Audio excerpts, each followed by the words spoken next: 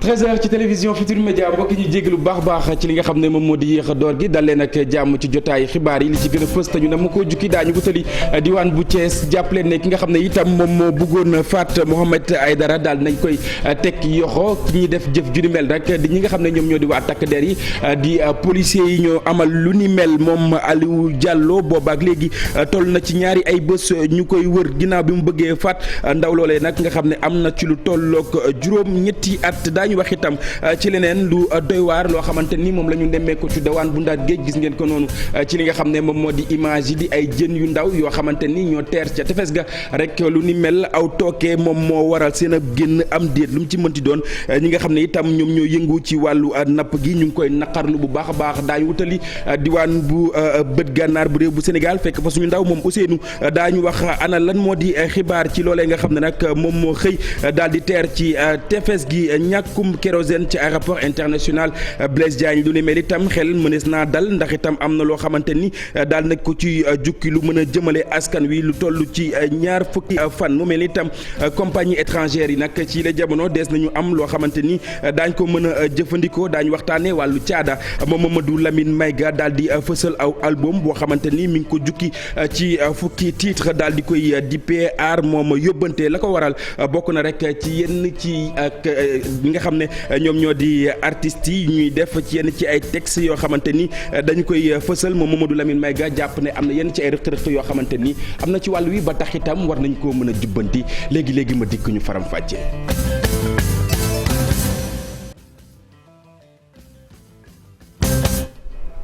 mbokk yi jërë ngeen jëf ñu nuyuwaat leen ci gën gi nuyu xibaar yi ñu door ko ak jéey ji nga xam ne nag moom moo am ca diwaan bu Fass Ndaween xam ngeen ne ma nga nekk ca commune bu Ndaam département bu Koupentoum foofee nag aw ndaw loo xamante ni mi ngi am ci lu tollook ñaar fukki at moom moo daal di faat kenn ci koo xamante ni day yëngu ci wàllu mbay ak yeneen yu ni xeetoo am ci lu tollook ñaar fukki at ak juróom benn moom moomee itam ginnaaw ba ñu ko faatee ma nga rek ñu denc ca sëkk yu Sinthiou Ama Yacine ki nga xam ne itam moom moo jëf-jëf ju di mel mu mel ni itam gendarmerie daal dina koy teg yoxo maire bu Ndaam moom El Hadji Abdou Diallo mi ngi ñaalu baax lu ni mel tey sàkku itam ci askan wa nga xam ne ñoom ñoo nekkee ca wowule wek yenn ci ay ngànnaay yoo xamante ni dañ koy jëfandikoo te muy mën di indi lor ñu mën ko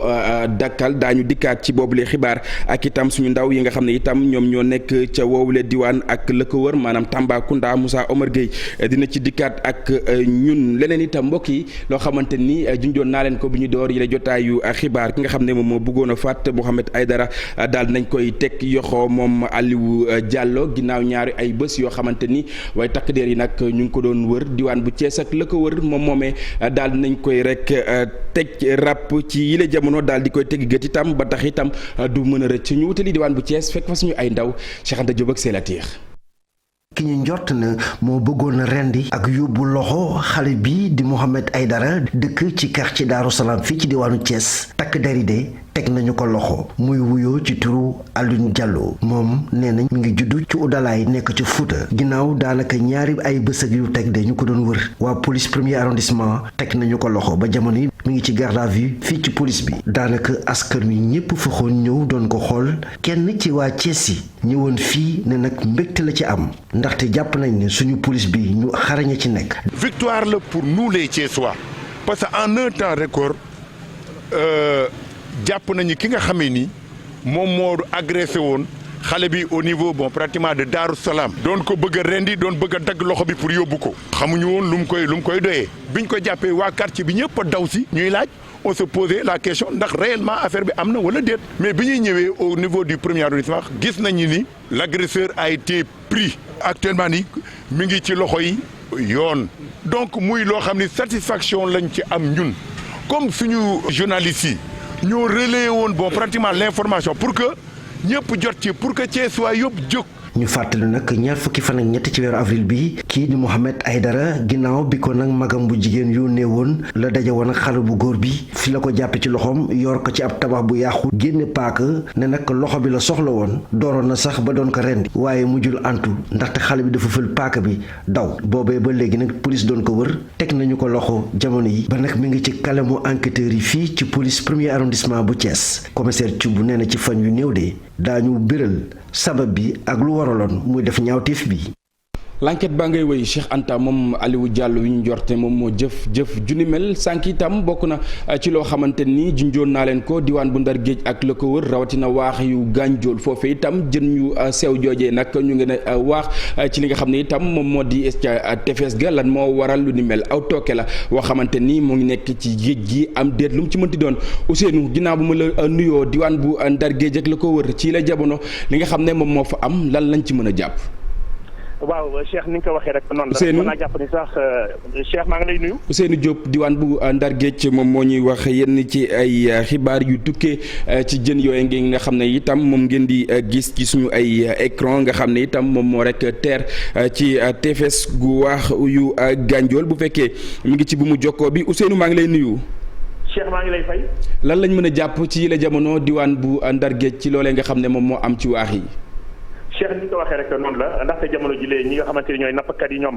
dañoo am njaaxle boo xamante ni njaaxle bu métti la muy jën yu ndaw yi nga xamante ni dañu génn ci géej gi te jamono jilee lu ci bare mën naa jàpp ñu ay toni sax ñoom seeni bopp ñoo daal di ñëw fi nga xamante ni moom ñoo daal di ñëw ci booru plage bu muyit bu Gànjool loolu nag mu nekk nag lu bare yoo xamante ni tey jilee daal dañ koy nemmeeku fi ma lay waxee nii sax jàppal ni ñun fi la ñu nekk nii ci benn reportage boo xamante ni fi lañ ko doon defee waaye lu ñu nemmeeku mooy am na ay askan bi ñeneen ñoo xamante ni duy ñëw jën yooyu nga xamante ni dañu dee te xamuñu fan lañu jógee ñoom seeni bopp ñu ñëw di ko jël nii dañ koy yóbbu di ko jaay ak leneen mu nekk nag phénomène boo xamante ni bu doy waar la ndax nappkat yi nga xamante ni tey jilee daan na leen gis waaye tamit ñu laaj leen ay question nee nañu lii ñu gis ci booru géej gi ci booru dex gi noonee lañ ko gisee ci biir géej gi mu nekk nag phénomène boo xamante ni Cheikh phénomène bu doy waar la ndaxte ñun suñu bopp constaté nañ ni jën yi ñu ngi gën a ñëw di gën a bare échoué gunu nam waaye ci booru dex gi da nga gis ni jën yu bare dañu ñëw te xamuñu sax fan la ñu jógee mu nekk phénomène bu doy waar ñoom nappkat yi nag li ñu bëgg jamono jëlee mooy ñu andi ay xibaar yu wóor ci mbir mi ndaxte li ñu gis mooy ni lii ñoom seen i bopp dalul seen xel ñun sax si reportage bi ñu nekkoon nii ngir daat koy mën a jàllale ak que am information bi mais mën naa la wax ni depuis 11h30 ñun suñu oto bi dañ ko bloqué waa service bi nga xamante ni ñoo yor wàllu parc bi ñoom ñoo bloqué nii ci fi nga xamante ni mooy ci muyit mënuñu dem mënuñu del si li ñu leen xamal daal mooy ñun information lañu doon jël si jël nañu information bi ngir yóbbu ko ci askan wi ngir nag mën a alerter autorités yi mën ci jël li nga xamante ni tey jii mooy seen matukaay yu wóor ndaxte li ñu gis fii moom nekk na lu doy waar. fii ak ngoon daañu jukki li nga xam ne moom moo ruusandi diwaan bu Ndar Géej ak la ko wër jërëjëf Ousseynou. ñu di ko jaajëfal bu baax a baax moom Ousseynou Diop moom mooy suñu ndaw li nga xam ne moom moo ñu teewal ca bët gànnaar bu réew bu Sénégal ginnaaw bët gànnaar ñu wutali feneen diwaan bu Kaolack foofee jàppale ne fédération nationale des femmes du monde rural ñoom itam ñoom ñoo yëkkati ay kàddu la ñu bëgg mu di ndimbal li nga xam ne moom mooy bàyyeekoo ci gouvernement bu Sénégal war a jëm ca ñoom mu soxal li nga xam ne moom moo di wàllu jiwu ak yeneen yu ñuy xeetoo seen ak bëgg-bëgg bokk na ci rek jot ko nu mu gën a gaawee ndax itam fileek ñu yéex jot lu nu mel mën naa indi ay gàllankoor ci lépp lu ñeel wàllu mbay meek yeneen yu ni xeetoo Pambay Diaw Fally Gueye ci reportage ñu seetaan.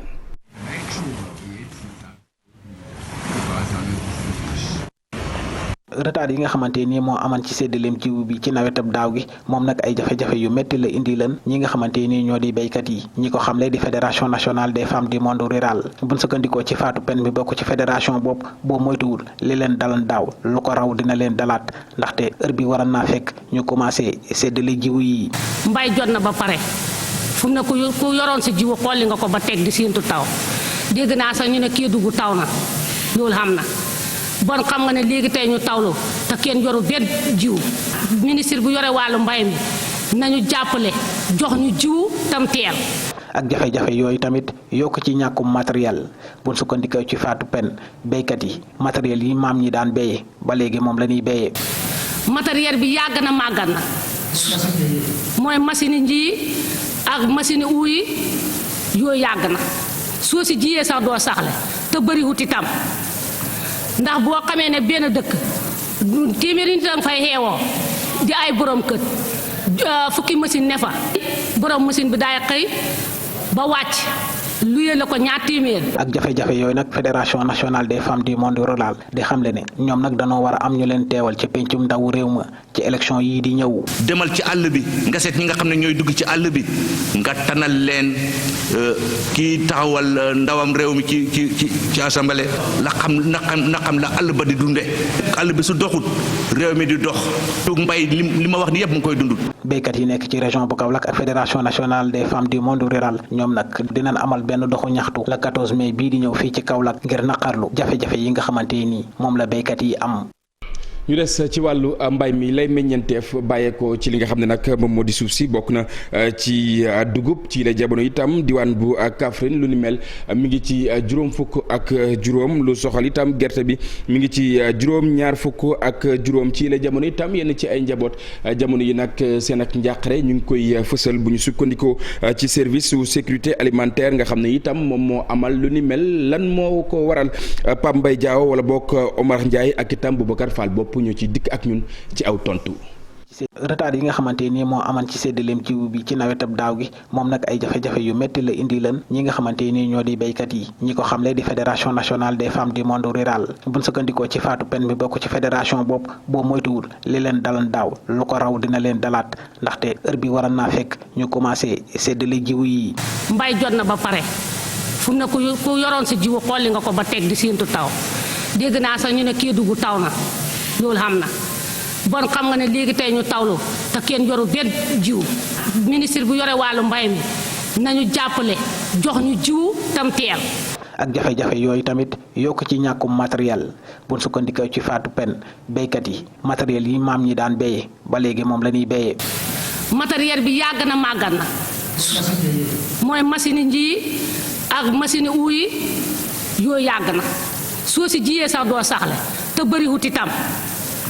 ndax boo xamee ne benn dëkk téeméeri nit danga fay xeewoo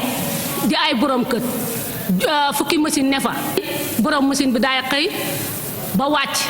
luye la ko ñaar téeméer. ak jafe-jafe yooyu nag fédération nationale des femmes du monde rural di xamle ne ñoom nag danoo war a am ñu leen teewal ci pencum ndawu réew ma ci élection yii di ñëw. demal ci àll bi nga seet ñi nga xam ne ñooy dugg ci àll bi nga tanal leen kii taxawal ndawam réew mi ci assemblée la xam la àll ba di dunde àll bi su doxut réew mi di dox mbay li ma wax ni yëpp mu ngi koy dund. béykat yi nekk ci région bu Kaolack ak fédération nationale des femmes du monde rural ñoom nag dinañ amal benn doxu ñaxtu la 14. élément diwaan bu Kaffrine lañu leen bëggoon a digtal du ñàkk itam mënees nañ ci dikkaat laata ñuy bural wala bokk ci suñu yeneen jotaayu xibaar waaye itam dañuy wëyal ba tey wax itam ci leneen loo xamante ni maa ngi leen ko doon junj bi ñuy door jotaay wi le bokk na ci ñàkkum kérosène bi ci aéroport international Blaise Diagne lu ni mel itam xel mënees na cee dal ndax itam am na lees mën a jëfandikoo ci diirug ñaar fukki fan yenn ci compagnie étrangère itam ci la jamono door nañ li nga xam ne moom moo di jëfandikoo gi diwaan bu Mbour ak la ko wër Abdourahmane Diallo.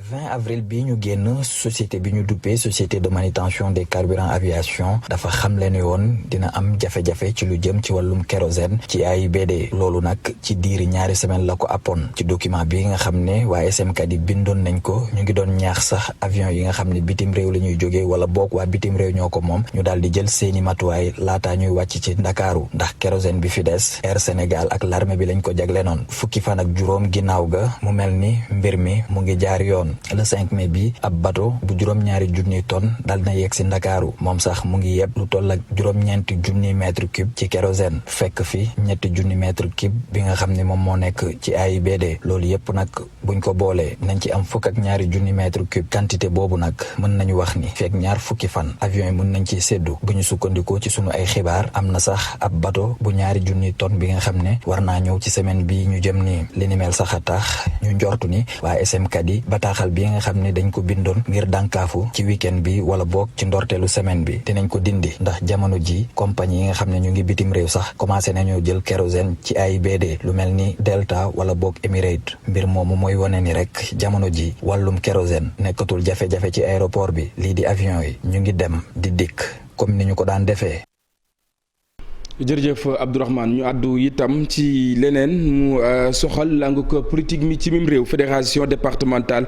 bu parti démocratique sénégalais diwaan bu Géejawaay ñoom ñooñu itam wàcc nañ ca mbedd ma amal lu ni mel la ñuy sàkku ci seen ay kàddu bokk na ci dikku ki nga xam ne moom moo di Karim Meïssa Wade ci réew bu Sénégal ginnaaw boobaak léegi mu nekk ca biti réew naka noonu itam la ñu xamle mu di élection yu atum 2024 moom itam la ñuy sànni li nga xam ne moom moo di seen ak carte ñu teewlu ki nga xam ne moom moo di Bassirou Mbacké Diatta moom mooy mandataire bu PDS diwaan bu Guédiawaye ñu teewlu ay kàddoom ci micro Abdoulaye Anne.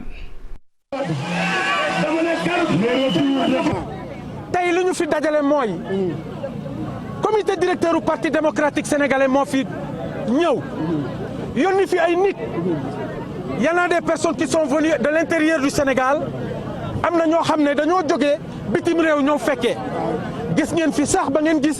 suñu député diaspora bi ñëw dooleel ñu cela signifie que cette marche vient à son heure marche bi nag bi ñu ko organisé mooy commencement la déclic la pour wane Sénégal ni ki Karim Wade nee nañu waajal suñu bopp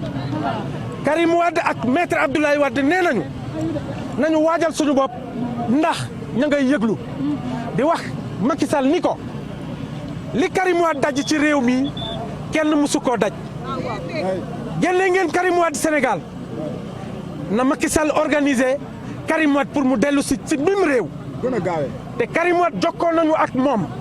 mu ne ñu liggéey leen organisez-vous je me prépare ñun militants au Sénégal les sympathisants de Karim Wade les sympathisants du PDS nee nañu la candidature de Karim Wade n'est pas négociable en 2024. daañu des ak yéen waxtaanee wàllu politique ba tey kenn koo xamante ni moom la ñuy dalal Ahmed Dieye lay wuyoo moom mooy maire bu Touba Toul daañu waxtaanee langu politique bi ñu ngi lay nuyu bu baax a baax monsieur Dieye. Cheikh maa ngi lay fay. ñu ngi rafetlu wuy si yi nga xam ne moom nga ñu wuy si ñu waxtaanee lépp lu soxal languk politique bi ñu gis ne élection législative yi daal dinay jub si ñu nam ko amal fanweeri fan ak benn ci juillet yi nga xam ne moom la ñu dëkkmal waaye laataa loolu jóge nañ ci ay élection yoo xamante ni mu soxal local yi am na itam foo bootu woon mu di gox yu bees foofee ngay des ba tey.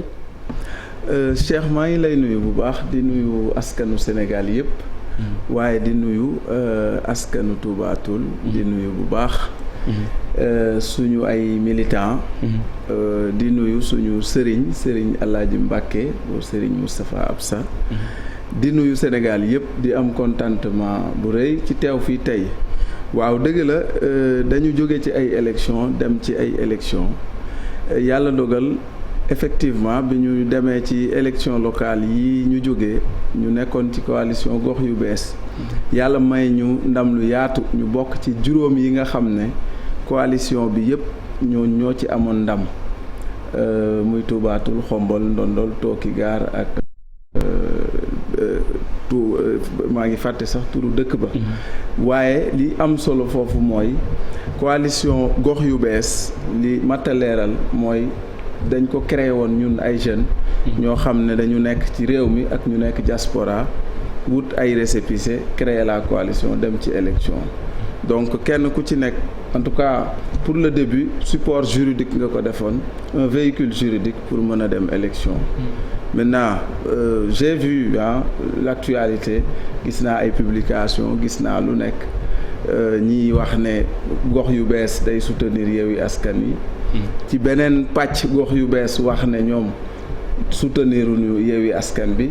am beneen ñetteelu pàcc boo xam ne dem nañ di soutenir Aar Sénégal la coalition Aar donc ñun nag man en ce qui me concerne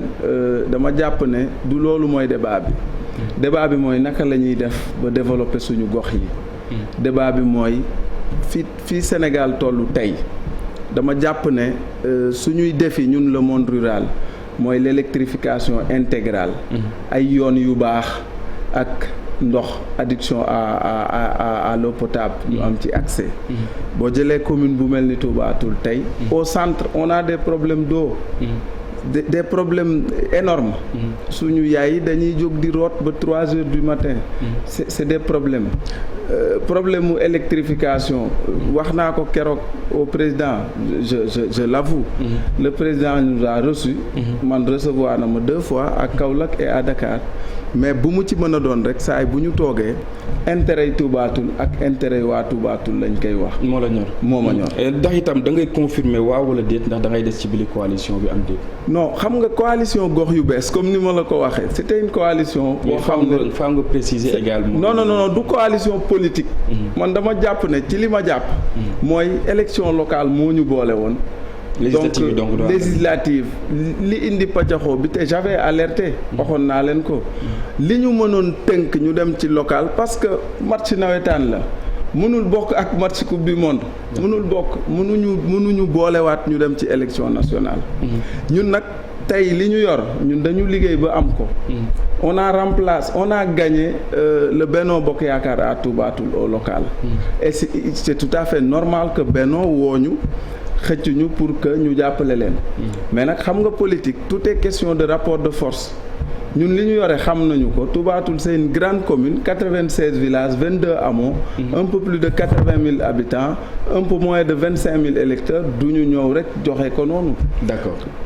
bi ñuy jugee ci li nga xam ne moom moo di élection locale yi ak léegi su ma juumul toll na ci téeméeri fan su ma juumulee donc yorin wi maanaam gestion wi ci li nga xam ne moom nga wutu ci la jamono nan la demee.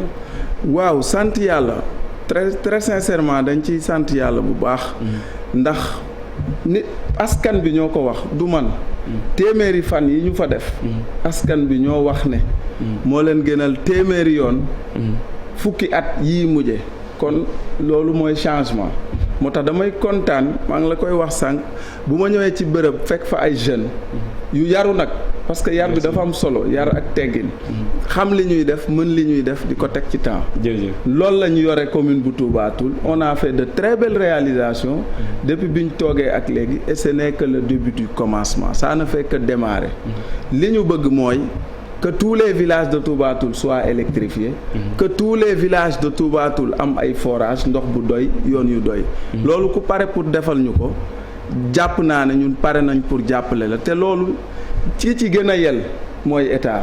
te état pour le moment le pouvoir ci loxoy président Macky Sall la nekk. ku ne Touba Toul amaana am na ci téléspectateurs yi ñoo xamante ni boo fi toogee bu ñu tuddee Touba Toul rek seen xel dina dem ci wàllu yar ginnaaw langu politique bi mu soxal xar yi nga xam ne dañ ko fay jaay daral yi fa am ak yeneen yi ni xeetoo donc tabaski nit ñi dinañ faral di wutali weg googee ndax itam ci la jamono wàllu matuwaay wala lu ngeen war a mën a teg daal nay noppi. waaw loolu noppi na et taxul sax ñu bàyyi ñu ngi ci xam naa ne du yàgg dara gouverneur dina woote waat beneen CRD parce que woote woon na CRD bi njëkk ci koor gi pour waajal tabaski ren bi pour que xar bañ a manqué bu ñu waxee tabaski nag xel yëpp dafay dem ci Touba Toul te effectivement Touba Toul tey moom moo nekk la capitale du mouton te loolu noonu dañ ko bëgg a gën a jaay bëgg ko wone moo tax sax ñu am xelum organiser à Touba Toul la foire internationale du mouton à l'approche de la tabaski loolu aussi moo tax ñu am xelum bëgg a délocaliser le foirail fi mu nekk daral bi bëgg ko génne à côté de l'autoroute Ila Touba l'autoroute à péage nga xam ne ki jóge Dakar day mën a wàcc ci sortie Touba Toul jënd xaram continuer wala ki jóge Dakar day ñëw wàcc jënd xaram continuer donc Touba Toul nekk benn carrefour boo xam ne tey pour dem Touba mën nga jaare Touba Toul pour dem Saint-Louis Louga Dakar Thiès donc carrefour la ñu ngi ciy sant yàlla te loolu bëgg nañ ko gën a ñoŋal bëgg nañ ko gën a exploiter parce que équipe bi ñu yore am na compétence yépp pour mën a doxal wàllu sécurité war na doon loo xamante ni moom ngeen war a mën a gën a bàyyi xel ndax tabaski wu jot ñu nemmeeku lu ni mel diggante ñiy jaay xar ak ñenn ci ñoo xamante ni dañuy dugg ci dara li di ras dem waa Cheikh foofu sax c'est le moment de lancer un appel aux autorités pour que ñu dimbali ñu ci gendarmerie bi nga xam ne ñu ngi ko doon doon sàkku naam sax am na jéego yu ci am parce que c'est en cours de construction mais vraiment ñu gën ñu ci jàppale mu gën a gaaw parce que Touba Toul mën naa ne guddi bu nekk wala ayu bés bu nekk dinañ fa nemmeeku ay cambriolage wala ay yu mel noonu samba boy yi ñëw vol de bétail beeg yooyu am na fa solo lool te luuma bi xam nga day luuma bu mag ñu ngi wax ne c'est le deuxième luuma du Sénégal et le deuxième de l'Afrique de l'Ouest donc loolu du caaxaan moo tax ñuy tàllal loxo autorités yi pour ñu jàppale ñu ci wàllum sécurité ginnaaw wàllu sécurité fukki fan ak ñett jàpp fukki fan ak juróom ci weeru ma am na lu ngeen di organiser ca woowule diwaan mu soxal tàggatu ndaw ñi nan la exactement. waaw loolu mu ngi ñu ngi ko defoon tàmbali woon ko daaw. nga xam ne boobu on était un mouvement de soutien. Touba Toul ma fierté. amoon xalaatu organiser des JIFER lu ñuy woowee des journées. de formation d'étude et de réflexion. journée yooyu. bi ñu ko defee daaw on avait enregistré la participation de 3000 personnes et la formation de plus de 80 groupements de promotion féminine et beaucoup de jeunes alors ren nag dañ ko gën a yaatal puisque yàlla daa dogal ñoo yore le pouvoir local ñu institutionnaliser ko gën ko yaatal alors pour cette année on a prévu de former plus de 150 groupements de jeunes et de femmes ci ay métiers transformation saponification ak lu mel ni defar këriñ charbon ci anam yoo xam ne du soxla ngay dagg garab ak mayonnaise à partir du ñebe bi nga xam ne dañ koy bay te mu bari Touba Toul trop d'accord am na aussi ay consultation médicale gratuite yuñ ci war a def ak benn sargal boo xam dañ koy jagleel notable Touba Toul yëpp ak formation conseillers municipaux yi jërëjëf merci beaucoup merci Cheikh jërëjëf ñu ko doon dalal moom Ahmed Dieye nekk jiit bu bokk moomeel bu Touba Toul dañu des langue politique bi ba tey waxaat itam ci beneen ab jiit bu bokk moomeel diwaan bu Matam laay wax Mamadou Mori Diaw ak itam ki nga xam ne moom moo di Souleymane Barka Ba daal nañuy joxante yoxo la ko wund itam bokk na rek ci li nga xam ne moom moo di jàmm ñu gën koo fësal ca wowule diwaan ñu fekk fa Ali Bandel Niang. ñaar ñi gënoon fës ci xeex wàllum politique ci diwaanu Matam bokkoon ci parti bi di APR mujjee joxante loxo acte bu njëkk bi nag bi ko fi Farba Ngom posé gannaaw bi Macky Sall yabale ab mission ngir jubawaat ci seen biir parti Mamadou Mori Diaw ak Souleymane Barka Ba joxante nañu loxo bu baax a baax moom mi nga xam ni moo jël deuxième ci élection gox-goxaat yi ñu génn jébbal na meeru Matam lu ëpp junni parrain. Barka Ba ndax moo ñu yebaloon pour ñu ñëw waxtaan ak maire jébbal ko fiche parrainage yi ñu doon def ci biir koor gi am nañ lu ëpp junni ak quelques parrains jox nañ ko maire ngir Benno Bokk Yaakaar loolu nag dañuy ñaaxum président de la République lu mu ñaanoon def nañ ko léegi ci moom la des moom lu ñu koy ñaan mooy suñu doom suñu xarit quelqu'un qui travaille pour Matam na ko dimbali moom tamit mu dimbali ak maire bi pour ñu mun am dara ngir Matam mun sukkandiku Matam mun jëm kanam. mu safaanoo lool ci ay jamono saagante xiiroo ŋaayoo bi ñu nekkee woon meeru Matam di rafetlu lool jéego bi lee Mamadou Diaw nag jaar ci mi ñaawlu ñi nga xamante ni dañoo beddeeku du mooyu coordonnateur régional bu parrainage bu APR di ministre bi di Mamadou Talla dem jébbali vous savez, il y a plus de problème. Souleymane ñëw na dañuy liggéey mais tey la yàlla ndogar mu ñëw mais waroon na ñëw depuis plus de 10 ans mais xam nga waa Matam lu ñu moo rek ñoom il faut ñu am division pour ñu mun a am dara mais léegi je pense que ñun ñaar yëpp on a compris léegi ñëw na dañuy liggéey ensemble donc am na aussi yeneen responsable politique de Matam mais ñun ñëpp ñu nekk benn ñuy liggéey Matam loolu moo am importance président lu mu bëgg mais lu mu bëgg du moment que ñoom ay politiciens et puis soi-disant ils sont de la paix wala nañu nangu lu président wax même su fekkee wóowu leen. fi mu ne ñaari kàngam yi doon xeex kon nañ joxante nañu loxo waaye ci limu ñi beddeeki woon amal seen liste parallèle yeneen ñeenti kàngamu APR ñu ngi des kon àddu jëmale ci ban tànk lañ nar a taxawee mu ñeel élection législative yi ñu dëgmal.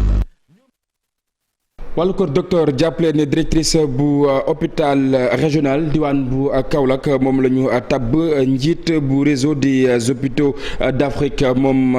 Khadijatou Sarr itam la tax ñu mu daal di jot boobule ndombol tànk bokk na ci lépp lu ñeel taxawaayam ci wàllu kër docteur ñu teelu ay kàddoom ci micro Pambay Diaw ak Fally Gueye.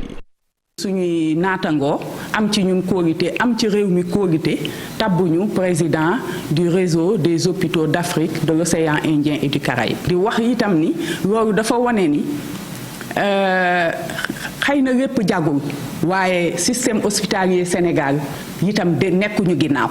ndax bu ñu nekkoon ginnaaw réseau du impacté wu am 2 ans de Covid ñu ni Sénégal rek la ñu xam ne buñ ko joxee mbir mi dina yëkkatiku donc loolu dafa am lu bëri lu mu wane ci ginnaaw ni am Afrique aussi am nañ yaakaar ci système hospitalier Sénégal am nañ yaakaar ci système sanitaire sénégalais réseau bi boo ko xaymaa fukki pays ak juróom-ñaar bokk nañ ci boo ko xaymaa téeméer ak fanweer daanakay hôpitaux bokk nañ ci pour di xalaat di saytu lan moo war a gën a doxal liggéey bi kanam. Juillet 2023 dañu war a organiser les rencontres biennales de Dakar ci thème bi ñu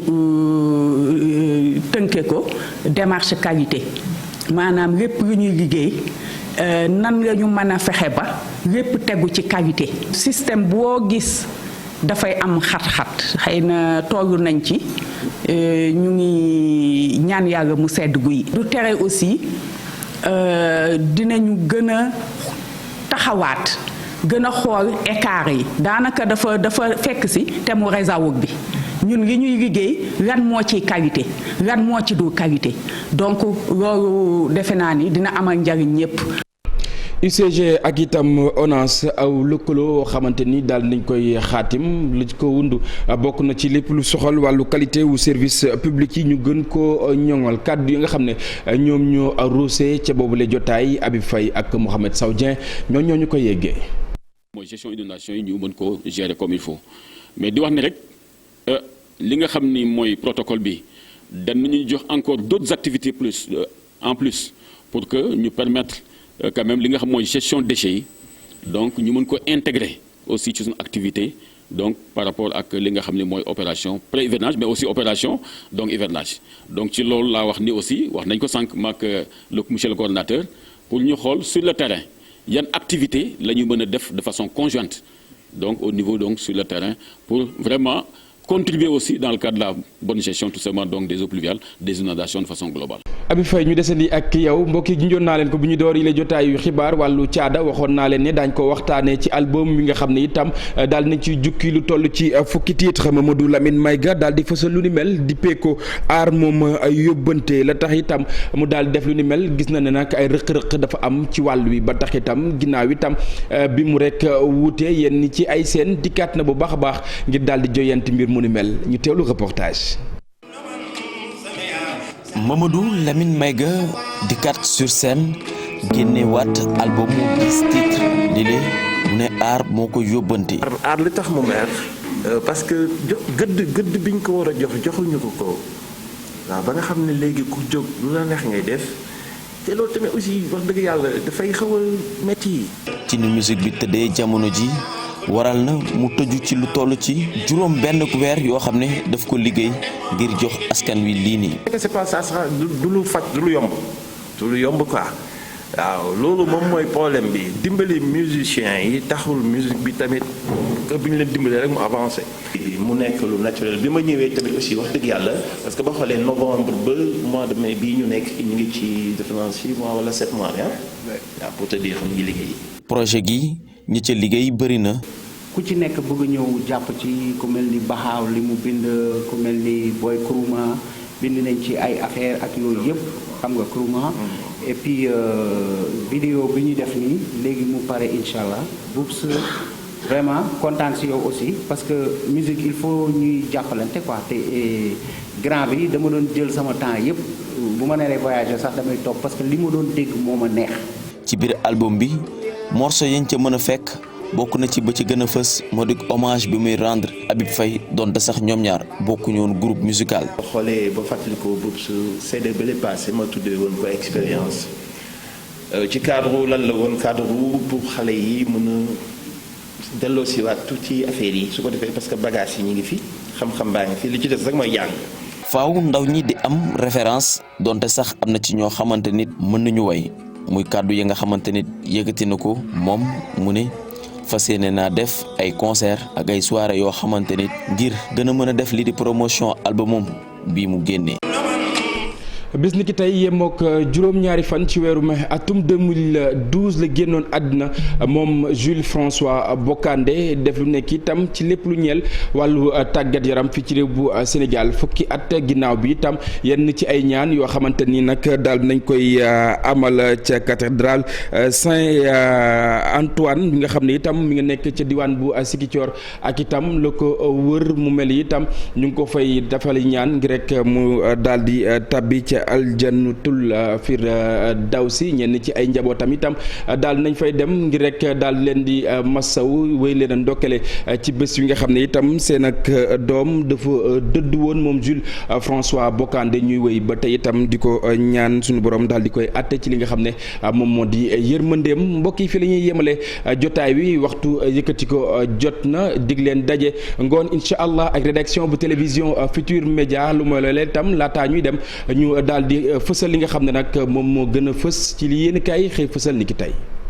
dalli nag jàmm duma la topp dému moo ko fa amul soxla moo koy wax soxlaas way politique yi jamono ji moo di ngoonuk fanweeri fan ak benn ci weeru sulet nga dégg daali say mbër mën laa teewal ca pencum ndawi réew ma di assemblée nationale bokk ca ñay nas ak a nocci waaye te lu jiitu loolu moo di dem ci élection tey ngir nga doon ca mbër faawu nga matal say parrain le quotidien ne coalition Benno Bokk Yaakaar waxatunu loolu ndax nag ci ndakaaru rek dajale nañ fi lu toll ci juróomi téeméer ak ñeen fukki junniy parrain te yéenekaay bi nee na loolu bu amee nañ ko gërëmee tête de liste nationale bu Benno Bokk Yaakaar di Amadou Ba journal L'Info ne dëgg la Amadou Ba département bu Dakar bu Pikine bu Rufisque ak bu Guédiawaye ba ci Kër Massar dafa xuuf paa ci wàllu parrainage bi moom dàllinkoor gi di Amadou Ba ne lépp li ko waral moo di booloo gi am ci seen biir ñoom waa coalition Benno Bokk Yaakaar Aminata Touré ne li leen ñor moo di ñu am majorité ci assemblée nationale moom Mimi Touré nekk délégué national bu Benno Bokk Yaakaar ne parrainage bi daal mën nañ koo méngaleek vote yi maanaam ku la parrainel yow lay votel lii tax ba Mimi jàpp ne yii élection ñoom waa Benno Bokk Yaakaar am nañ ca ndam ba noppi dàllinkoor gi ci parrainage bi di Amadou Ba ne seen taxawaay li ko waral moo di jàppale njiitu réew mi di président Macky Sall moom président Macky Sall si du quotidien ci élection falum député yi ñaari calcul la cay def ba ca jiitu moo di am ca ndam ngir am majorité ca assemblée nationale di pencum ndawi réew ma waaye te defub taxaw seetlu ci élection présidentielle yu 2024 te yéenekaay bi nee na lii lépp dara du ca yomb ndax nag gaa yi fari ci kujje gi taxaw nan temm ne ko loolu du fi amee leneen lu yombul ngir mu wax ca moom président Macky Sall moo di ndax dina def ñetteelu mandat am déet bés bi la journée keroog ca palais de la république reer bu mu fa doon amal ak ñi nu duppee Young Leaders li mu wax juraat na xel ñaar ndax nag yéenekaay E-Media bi nee na Macky Sall lu aju ci limitation mandat yi li mu ca wax moo di ci déndu Afrique liñ fiy utal njiitu réew ab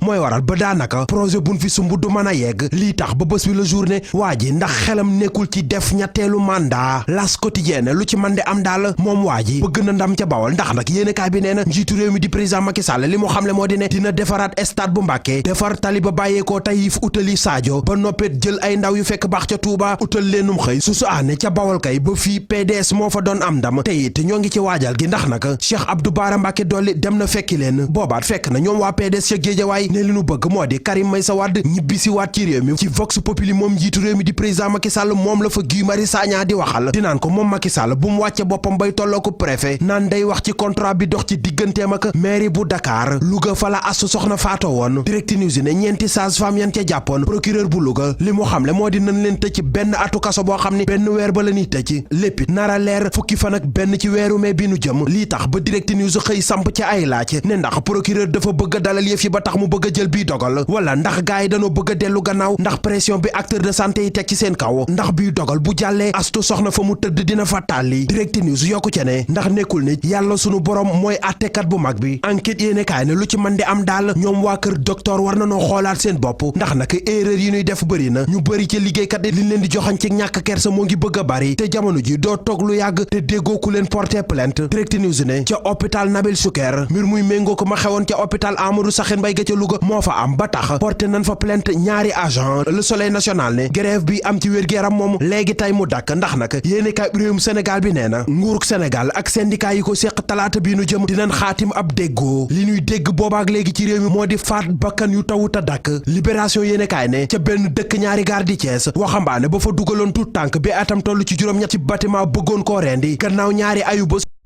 ci seet takk der teg nan ko loxo libération yéenekaay ne loolu ma nga xewe ca Daaru Salaam ga ca Thiès Daaru Cubb ga ca Jaxaay Les Échos yéenekaay nee na ñaari waxambaane ñoo fa doon xeex kenn ka jam morom ja ba mu jaare fa ñàkk bakkanam li ko waral moo di ne jigéen gun fa doon xëccoo. jërëjëf Serigne Saliou ginnaaw bi noppee mu soxal revue des titres mbokk yéen itam ñu jaajëfal leen bu baax a baax way leen di des ak programme télévision Futurs Médias ñu yendu jàmm.